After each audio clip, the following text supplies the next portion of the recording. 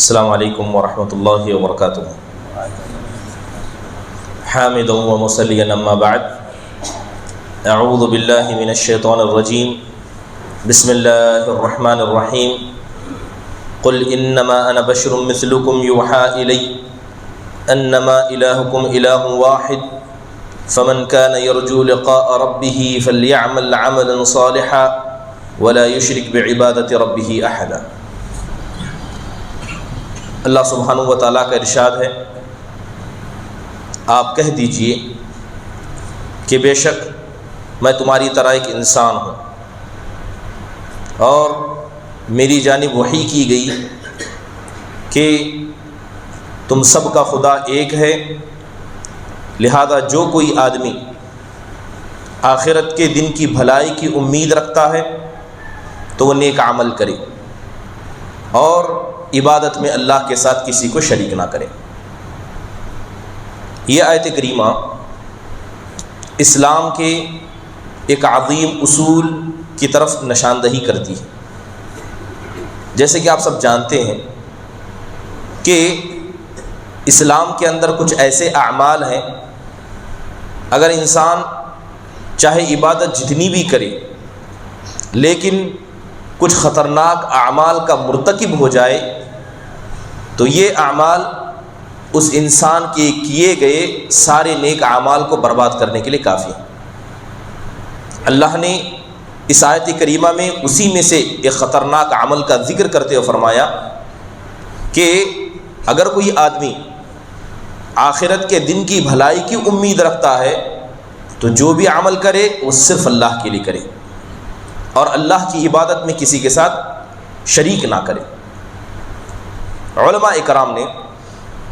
یہ بات واضح کر دی ہے کہ یہاں مراد جس شرک کی بات کی گئی ہے اس سے مراد شرک اصغر ہے۔ انشاءاللہ تعالی آپ کے سامنے یہ بات وضاحت کی جائے گی کہ شرک اصغر کہتے کسے ہیں، اس میں اور شرک اکبر میں فرق کیا ہے، اور ایک مومن انسان کو، ایک مسلمان کو جس طرح شرک اکبر سے ڈر اور خطرہ ہونا چاہیے اس سے کہیں زیادہ ڈر اس کو شرک اصغر سے ہونا چاہیے۔ اللہ تعالیٰ ایک دوسری آیت میں فرماتا ہے کہ فَلَا تَجْعَلُوا لِلَّهِ أَنْدَادًا وَأَنْتُمْ تَعْلَمُونَ کہ اے ایمان والوں تم اللہ کے ساتھ کسی غیر کو عمل میں شریک نہ کرو جبکہ تم کو پتہ ہے کہ یہ غلط ہے۔ شرک اصغر خطرناک اس لیے ہے کہ انسان پتہ ہونے کے بعد بھی اس کو کرتا ہے، اور دوسری خطرناک چیز یہ ہے کہ انسان جب اس کو عمل کر لیتا ہے تب بھی اسے اس کا اندازہ نہیں ہوتا ہے، یعنی انسان اپنے آپ کو مومن سمجھتا ہے،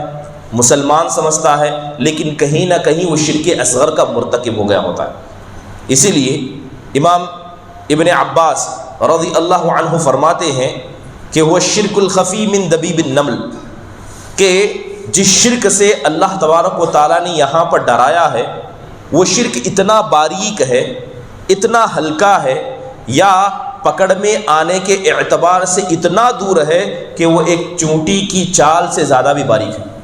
جب ایک چونٹی چلتی ہے تو کیا اس کی آہٹ کو سنا جا سکتا ہے؟ تو جس طرح ایک چونٹی کے چلنے کی آہٹ کو سننا ناممکن ہے یا مشکل ہے، اسی طرح شرک اصغر کو پہچاننا بھی ناممکن ہے، شرک اصغر سے بچنا بھی ناممکن ہے۔ یہی وجہ تھی کہ اللہ کے رسول صلی اللہ علیہ وسلم نے جس طرح صحابہ کو شرک اکبر سے ڈرایا تھا اس سے زیادہ اللہ کے نبی نے شرک اصغر سے ڈرایا تھا۔ محمود بن لبید رضی اللہ عنہ کی روایت کے اندر آتا ہے اللہ کے نبی صلی اللہ علیہ وسلم صحابہ کی مجلس میں بیٹھے ہوئے تھے، آپ نے فرمایا انی اخوف ما اخاف علیکم الشرک الاصغر، اور یہ بات آپ کس سے کہہ رہے ہیں؟ صحابہ اکرام سے کہہ رہے ہیں۔ آپ صلی اللہ علیہ وسلم فرماتے ہیں کہ مجھے جس چیز کا ڈر تم پر سب سے زیادہ لگتا ہے وہ شرک اصغر ہے۔ پھر اللہ کے نبی صلی اللہ علیہ وسلم فرماتے ہیں کہ جب قیامت کا وقت ہوگا اللہ تبارک و تعالیٰ لوگوں کو بلائے گا تاکہ ان کے کیے گئے اعمال کا بدلہ ان کو دے سکے، لیکن اللہ تبارک و تعالیٰ کچھ جماعتوں کو کہہ دے گا اذا جزی الناس باعمالهم اذهبوا الى الذين كنتم تراؤون في الدنيا فانظروا هل تجدون عندهم اجرا، تو اللہ تعالیٰ کہے گا کہ جب سب کو بدلہ مل گیا ہے تو وہ لوگ جو عمل دوسروں کو دکھانے کے لیے کرتے تھے، جاؤ ان کے پاس، چلے جاؤ ان کے پاس، اور جن کو دکھانے کے لیے تم نے عمل کیا تھا جا کر دیکھو تو صحیح کیا وہ تمہیں تمہارے عمل کا بدلہ دے سکتے ہیں۔ تو قیامت کے دن ذلت اور رسوائی ان لوگوں کا مقدر بن جائے گی جنہوں نے چاہے چھوٹا عمل ہو یا بڑا عمل ہو غیروں کو دکھانے کے لیے کیا ہوگا۔ اسی لیے شرک اصغر کے بارے میں جاننا اور بات کرنا ضروری ہے۔ سب سے بڑی بات یہ ہے کہ جب بھی ہم شرک اصغر کے تعلق سے گفتگو کرتے ہیں تو اکثر لوگوں کا تصور یہ ہے کہ ریاکاری ہی شرک اصغر ہے، یا یوں کہیں کہ ریاکاری ہی کو شرک اصغر کرتے ہیں، جبکہ ایسا نہیں ہے۔ شرک اصغر کی بہت ساری قسمیں ہیں، جب آپ تفصیل سے اس کو سنیں گے تو آپ کو خطرہ محسوس ہوگا کہ شاید ہم میں سے کوئی ایسا نہیں ہے جو شرک سے بچا نہیں، جبکہ ہم اپنے آپ کو موحد کہتے ہیں۔ اللہ کے رسول صلی اللہ علیہ وسلم نے مختلف احادیث میں اس کی تعریف بتائی ہے۔ اب سوال یہ ہے کہ شرک اصغر کہتے کسے؟ علماء اکرام نے دو بڑی تعریفیں ان کی ہیں۔ سب سے پہلے فرماتے ہیں کہ کل وسیلۃ الی الکبیرہ، ہر وہ شرک یا ہر وہ گناہ جو انسان کو شرک اکبر تک لے جائے وہ شرک اصغر ہے۔ کوئی بھی چاہے گناہ ہو، اگر اس کام کو کرنے سے مثال کے طور پر برکت لینا، اگر کوئی آدمی شرکیہ طور پر کسی سے برکت لیتا ہے، یہ برکت لینا اسے شرک اکبر تک پہنچاتا ہے، تو یہ برکت لینے کا ذریعہ یا آثار صالحین سے برکت لینے کا ذریعہ جسے علماء نے شرک اصغر میں شمار کیا ہے، تو لہذا یہ اکبر کی طرف انسان کو لے جاتا ہے، تو یہ شرک اصغر ہو جائے گا۔ دوسری تعریف بیان کرتے ہوئے کہتے ہیں کہ انسان عمل میں، کسی بھی عمل میں، یا انسان اپنی زبان کے قول میں اللہ کے ساتھ کسی غیر کو شریک کرے۔ مثال کے طور پر انسان یہ کہے کہ یہ کام میں نے اللہ کے لیے کیا ہے اور تمہارے لیے کیا ہے، بس انسان اتنا کہہ دے یہ کام میں نے اللہ کے لیے کیا ہے اور تمہارے لیے کیا ہے، تو یہ لفظ اور کا کہنا یہ انسان کو شرک اصغر میں داخل کر دیتا ہے، کہ اس سے جو عمل انسان صرف اللہ کے لیے کرنا چاہیے تھا اس عمل کو انسان نے کسی اور دوسرے کے لیے بھی کیا۔ اسی لیے دیکھیں کہ علامہ ابن تیمیہ رحمہ اللہ علیہ اس کی تعریف یوں بیان کرتے ہوئے کہتے ہیں کہ انسان اپنی خواہش کی اتباع کرے، اللہ اور اس کے رسول کے فرمان کو چھوڑ کر اپنی خواہش کی اتباع کرے اور ان چیزوں کو پسند کرے جسے اللہ پسند نہیں کرتا ہے۔ اللہ تعالیٰ جن چیزوں کو پسند نہیں کرتا ہے اسے پسند کرے، اور جن چیزوں سے اللہ نفرت کرتا ہے ان سے محبت کرے، یہ شرک اصغر ہے۔ اللہ تعالیٰ کسی ایک چیز سے نفرت کرتا ہے، کسی عمل کو اللہ پسند نہیں کرتا ہے، لیکن انسان اس عمل کو پسند کے طور پر کرتا ہے، تو یہ بھی شرک اصغر ہو جاتا ہے۔ یہاں تک کہ علامہ ابن تیمیہ رحمہ اللہ فرماتے ہیں کہ ایک انسان اپنے نفس کی اتباع کرتا ہے، اپنی خواہشات کی اتباع کرتا ہے، یہ بھی شرک اصغر کے اندر آ جاتا ہے۔ ایک تیسری تعریف یہ بیان کی گئی کہ ہر گناہ جو کبیرہ ہو، کوئی بھی کبیرہ گناہ جسے اسلام نے کبیرہ کہا ہے، وہ سب کے سب شرک اصغر کے اندر داخل ہو جاتے ہیں، یہاں تک کہ انسان اگر اپنے نفس کی بھی اتباع کرے، اللہ اس کے رسول کا فرمان کو چھوڑے، تو اس کو بھی شرک اصغر میں شامل کیا گیا۔ اب واضح فرق کیا ہے شرک اصغر اور اکبر، اس میں فرق کیا ہے؟ بہت ساری بنیادی فرق ہیں، دونوں کی سزائیں الگ ہیں اور دونوں کا معاملہ الگ ہے۔ سب سے پہلی چیز اگر سزا کی بات کی جائے، اگر کوئی آدمی شرک اکبر کر لیتا ہے تو سب سے پہلی اس کو سزا اللہ کی جانب سے یہ دی جاتی ہے کہ اللہ اسے کبھی معاف نہیں کرے گا، اللہ کبھی اسے معاف نہیں کرے گا۔ دوسری بات کہ وہ ہمیشہ جہنم میں رہے گا، لیکن شرک اصغر میں ایسا نہیں ہوتا ہے۔ اللہ تعالیٰ شرک اصغر کرنے والے کے گناہوں کو بھی معاف نہیں کرے گا، مگر اس کا معاملہ اللہ کی مشیت کے تحت ہوگا، چاہے تو اللہ معاف کرے، چاہے تو اللہ اسے سخت سزا دے۔ یہ فرق ہے۔ دوسری اہم چیز یہ ہے کہ جو آدمی شرک اکبر کرتا ہے، اللہ اس کے سارے نیک اعمال کو برباد کر دے گا،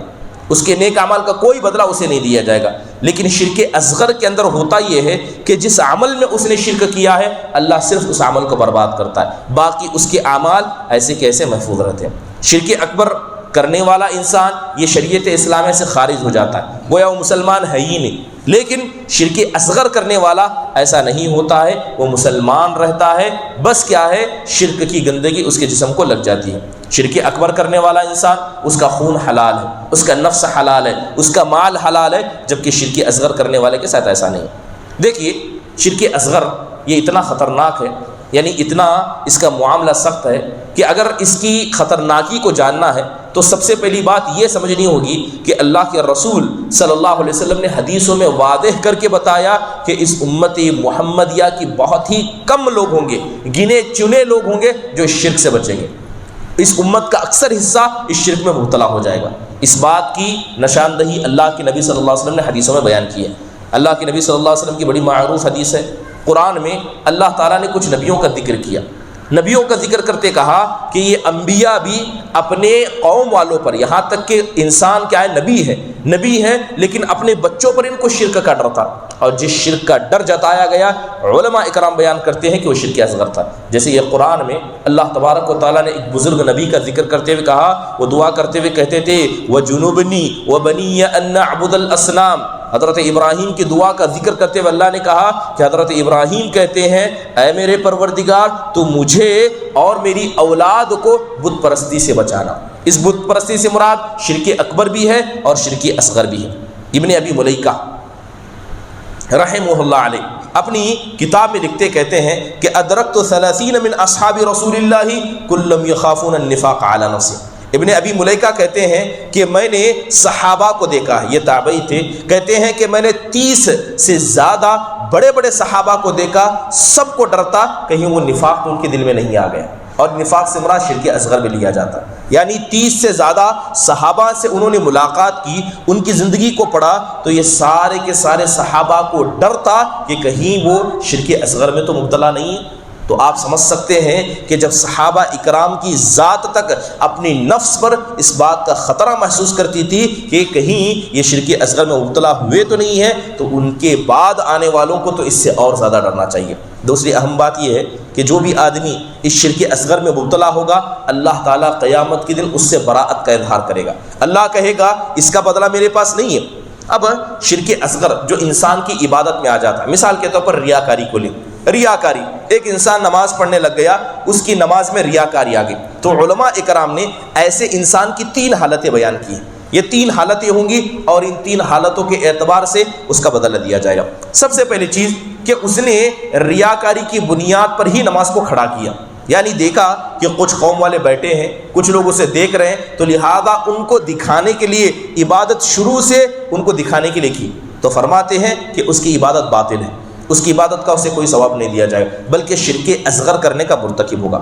دوسرا، وہ انسان نماز پڑھ رہا تھا، 2 رکعت اس نے نماز پڑھ لی، لیکن 2 رکعت نماز کے بعد کچھ لوگ مسجد میں داخل ہوئے تو اب اس نے دل میں یہ نیت کی کہ یہ جو 2 رکعتیں ہیں بعد میں پڑھنے والا ہوں ان کو دکھانے کے لیے پڑھو، اپنے نماز کو درست کرنے لگتا ہے، خشوع و خضوع کا اظہار کرنے لگتا ہے، تو عبادت کے درمیان میں اس کی نیت بدل گئی۔ تو علماء فرماتے ہیں کہ اگر عبادت کے درمیان میں کسی انسان کی نیت بدل جائے تو اس کی بھی 2 حالتیں ہوں گی، یا تو ریاکاری آنے کے بعد وہ اس ریاکاری کو اپنے دل میں باقی رکھے گا، یا اس ریاکاری سے اپنے آپ کو بچانے کی کوشش کرتا رہے گا، اللہ سے کہے گا اے اللہ میں ان کو دکھانے کے لیے نہیں پڑھ رہا ہوں، حالانکہ دل میں وہ چیز آ چکی ہے۔ اگر کوئی انسان 2 رکعت اس نے اللہ کے لیے پڑھی تھی، 2 رکعت لوگوں کو دکھانے کے لیے پڑھی ہے اور وہ ریاکاری کو اپنے آپ سے دور کرنے کی کوشش کر رہا ہے تو اللہ تعالیٰ اسے مکمل نماز کا ثواب دے گا۔ لیکن اگر اس نے 2 رکعت کے بعد ریاکاری کو قبول کر لیا ہے تو اس کی 2 رکعتیں باطل ہو جاتی ہیں اور صرف 2 رکعتیں اللہ کے یہاں اس کی قابل قبول کی جاتی ہیں۔ تیسری چیز یہ ہے کہ ایک انسان نماز پڑھ لیا، نماز ختم ہو گئی، نماز ختم ہونے کے بعد اس کے دل میں ریاکاری آ گئی، مسجد میں بیٹھا تھا، لوگوں نے آ کر دیکھا کہ نماز پڑھا ہے تو دیکھ کر تسبیح پڑھنے لگ گیا، دیکھ کر کیا ہے اپنے حالات کو درست کر دیا۔ تو اگر عبادت کے بعد انسان کے دل میں ریاکاری آتی ہے تو انشاءاللہ یہ ریاکاری انسان کو نقصان نہیں پہنچائے گی، اس پر کوئی مواخذہ نہیں کیا جائے گا۔ سب سے اہم چیز یہ ہے کہ انسان کو ریاکاری سے اور خصوصی طور پر شرک اصغر سے بچنے کی کوشش کرنی چاہیے۔ آپ سمجھ سکتے ہیں کہ ایک کبیرہ گناہ ہوتا ہے، ایک شرک اصغر ہوتا ہے، حالانکہ ہر کبیرہ گناہ کو بھی علماء نے شرک اصغر کہا ہے، لیکن یاد رکھیں کہ شرک اصغر اتنا خطرناک ہے، کیا اس کی خطرناک کے لیے کافی نہیں ہے کہ اللہ نے اس کے ساتھ لفظ شرک کو لگا دیا؟ عمل کوئی بھی ہو اس کے ساتھ جب شرک کی گندگی لگ گئی ہے تو یہ انسان کو برباد کرنے کے لیے کافی ہے۔ اسی لیے حضرت عبداللہ بن مسعود رضی اللہ عنہ فرمایا کرتے تھے کہ لَأَنْ أَحْلِفَ بِاللَّهِ كَاذِبًا أَحَبُّ إِلَيَّ مِنْ أَنْ أَحْلِفَ بِغَيْرِهِ صَادِقًا، کہتے ہیں کہ میں اللہ کی جھوٹی قسم کھاؤں یہ مجھے پسند ہے۔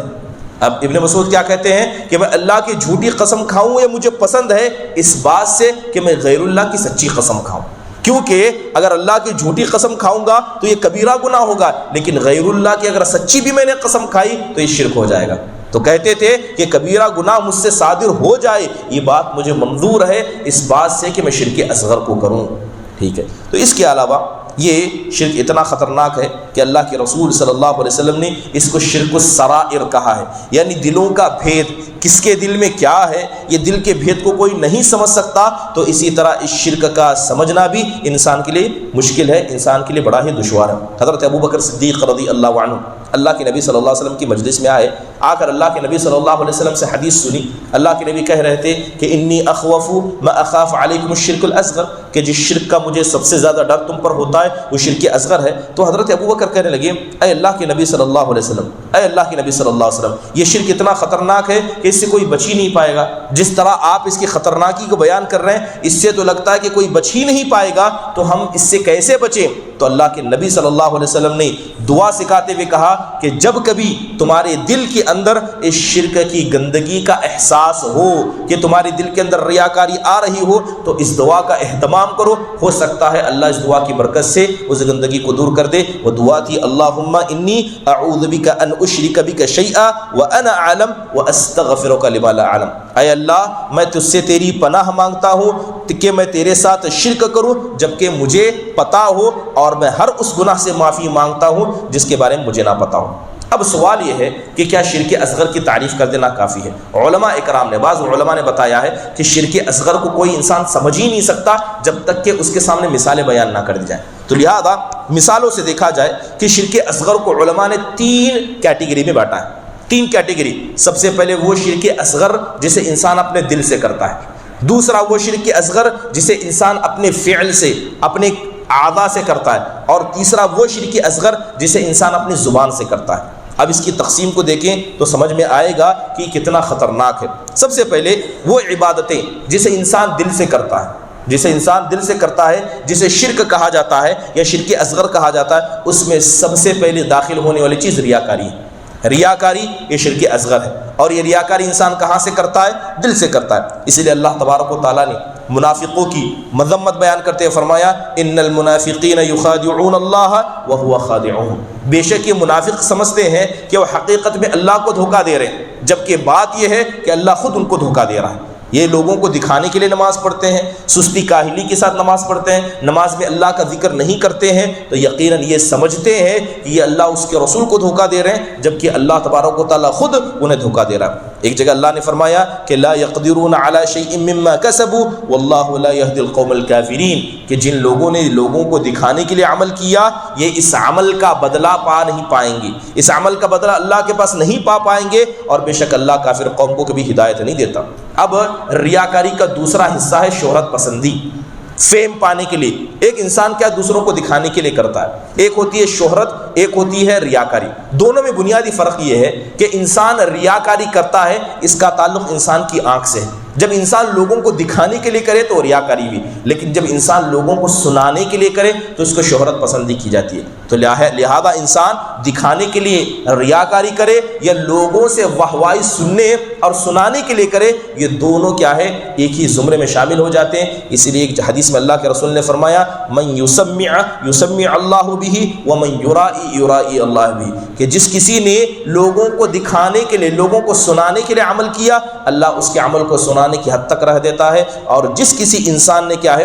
لوگوں کو دکھانے کے لیے عمل کر دیا، اللہ اس کے عمل کو اس تک کر دیتا ہے۔ بڑا افسوس ہوتا ہے جب لوگوں کو دیکھا جاتا ہے کہ لوگ کیا ہے ریاکاری میں تو مبتلا ہی ہے، شہرت پسندی میں مبتلا ہے۔ کام کرتے ہیں، کام کرنے کا مقصد کیا ہے؟ لوگوں کی واہوائی سننا۔ جیسے دیکھا جاتا ہے کہ عبادت، انسان جو بھی عبادت کرے کوشش کرے کہ اس عبادت کو چھپا کر کرے۔ بہت سارے لوگ حج عمرہ کو جاتے ہیں، جا کر وہاں کعبۃ اللہ کے ساتھ سیلفی لیتے ہیں، اور اسی طرح وہاں فوٹو کھینچتے ہیں، اور سوشل میڈیا پر بڑے فخر کے انداز سے لکھ دیتے ہیں کہ ہم یہاں گئے تھے، وہاں گئے تھے۔ جب ایسے لوگوں سے کہا جاتا ہے کہ یہ کیا ریاکاری نہیں ہے، تو لوگ جواب میں کہتے ہیں کہ آپ ہمارے دل کو جانتے ہیں، کیا آپ ہماری نیت کو جانتے ہیں؟ چلیے اگر نیت کا معاملہ اللہ کے ساتھ ہے، لیکن کم از کم یہ شہرت پسندی تو ہے۔ کیا آپ نے سوشل میڈیا پر فوٹو ڈالا کس لیے؟ تاکہ لوگ جان جائیں کہ آپ حج عمرہ کرنے گئے تھے۔ یہ شہرت پسندی ہے، اور اللہ کے نبی نے اسی شہرت کی پسندی کے بارے میں فرمایا کہ جس کسی نے لوگوں کو سنانے کے لیے عمل کیا، اللہ تعالیٰ ان کا بدلہ دنیا میں دے دے گا،